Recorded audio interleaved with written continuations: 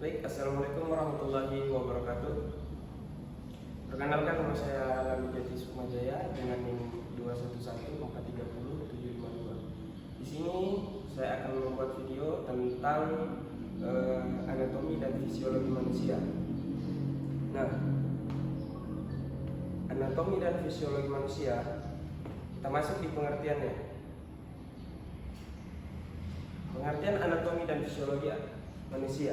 Yang pertama yaitu anatomi. Anatomi yaitu ilmu yang mempelajari struktur tubuh manusia, termasuk organ, jaringan, dan sistem tubuh. Kemudian yang kedua yaitu fisiologi.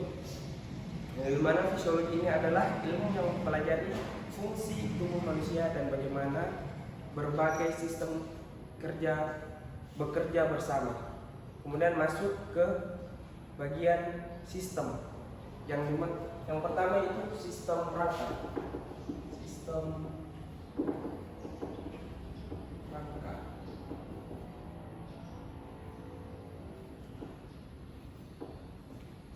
rangka.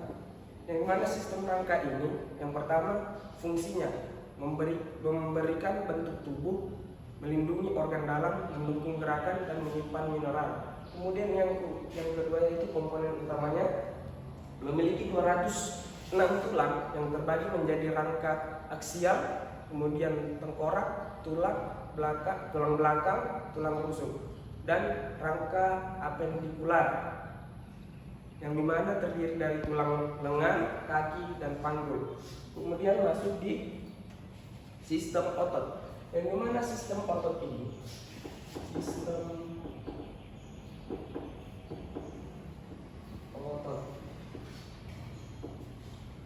sistem otot ini berfungsi membantu pergerakan tubuh, menjaga postur, dan menghasilkan panas.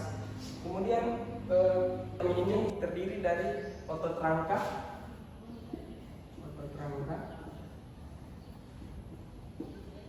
kemudian yang kedua yaitu otot polos,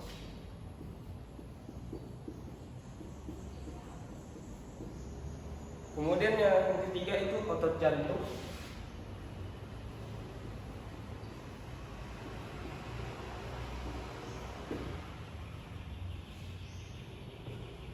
kemudian setelah dari sistem rangka kita lanjut ke sistem saraf.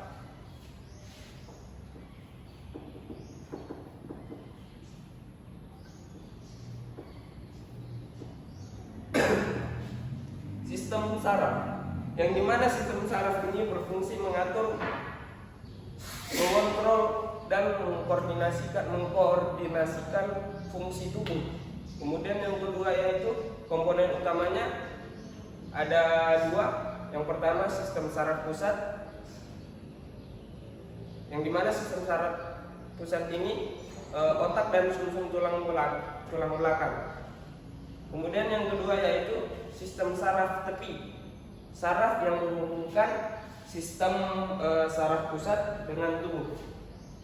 Kemudian kita lanjut ke sistem peredaran darah.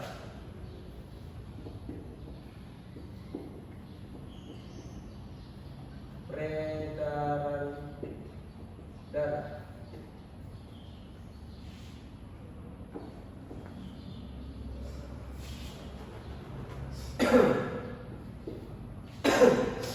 Darah. Yang dimana fungsi sistem peredaran darah ini mengalirkan darah yang membawa oksigen, nutrisi, dan hormon ke seluruh tubuh. Kemudian komponen utamanya itu terdiri dari tiga. Yang pertama jantung, pembuluh darah, darah. Yang dimana jantung ini memompa darah, kemudian pembuluh darah ini terdiri seperti arteri, vena, dan kapiler. Kemudian yang ketiga itu darah. Darah mengandung sel darah merah, sel darah putih, trombosit, dan plasma. Kemudian kita lanjut masuk ke sistem pernapasan.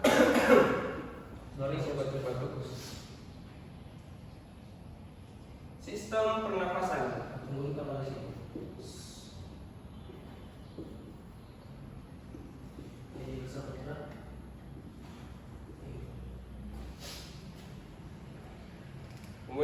sistem pernapasan. Yang dimana sistem pernapasan ini berfungsi menyediakan oksigen untuk tubuh dan membuang karbon dioksida. Kemudian komponen utamanya itu seperti hidung, faring, laring, trakea, bronkus, dan paru-paru. Kemudian kita masuk ke sistem pencernaan.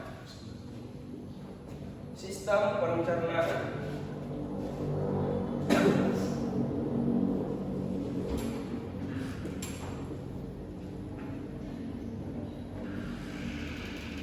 Sistem pencernaan. Yang dimana sistem pencernaan ini berfungsi mengolah makanan menjadi energi dan zat yang diperlukan oleh tubuh. Kemudian yang kedua yaitu komponen utamanya, yang dimana saluran pencernaan ini terdiri dari mulut, kerongkongan, lambung, usus halus, dan usus besar. Kemudian masuk di yang kedua itu seperti kelenjar pencernaan, hati, pankreas, kantung, empedu. Lanjut kita masuk di sistem ekskresi. Sistem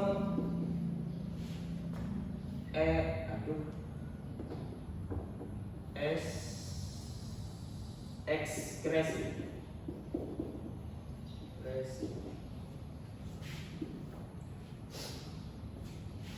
Yang dimana sistem ekskresi ini berfungsi mengeluarkan sisa metabolisme dari tubuh.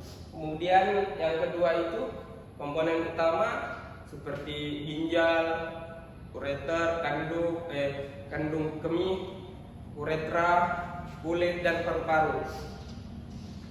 Contoh misal ginjal, kita kencing seperti itu misal. Kemudian sistem reproduksi masuk di sistem reproduksi. Sistem reproduksi. Yang dimana fungsi sistem reproduksi ini berperan dalam perkembangbiakan makhluk hidup.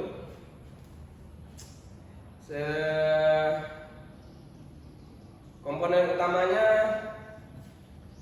biasanya pria dan wanita. Sudah pasti pria dan wanita. Yang dimana secara spesifiknya itu pria dari sistem reproduksinya itu seperti testis, penis, saluran sperma, kelenjar prostat. Kemudian untuk wanita itu seperti ovarium, rahim, vagina, saluran telur.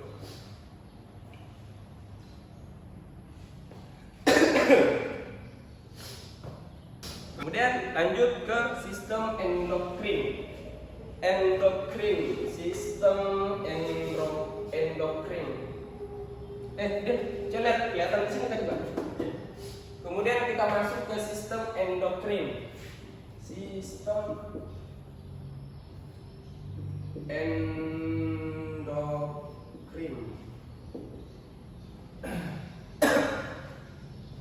Sistem endokrin ini berfungsi mengatur proses tubuh melalui hormon.